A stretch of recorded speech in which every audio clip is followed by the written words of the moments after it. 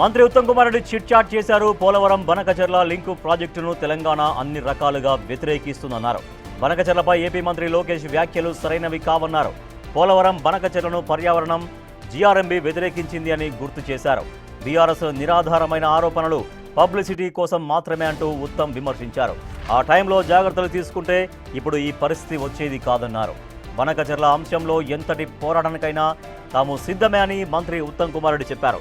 బీజేపీతో టీడీపీ పొత్తు ఉందని లోకేష్ ఇష్టం వచ్చినట్టు మాట్లాడుతున్నారంటూ ఉత్తమ్ కుమార్ రెడ్డి విమర్శించారు.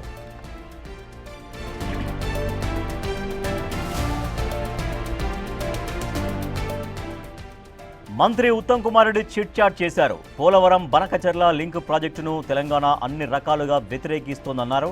బనకచెర్లపై ఏపీ మంత్రి లోకేష్ చేసిన వ్యాఖ్యలు సరైనవి కావన్నారు.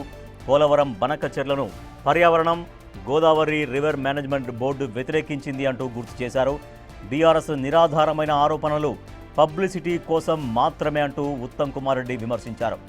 ఆ టైంలో జాగ్రత్తలు తీసుకుంటే ఇప్పుడు ఈ పరిస్థితి వచ్చేది కాదన్నారు. బనకచెర్ల అంశంలో ఎంతటి పోరాటానికైనా తాము సిద్ధమే అని మంత్రి ఉత్తమ్ కుమార్ రెడ్డి చెప్పారు.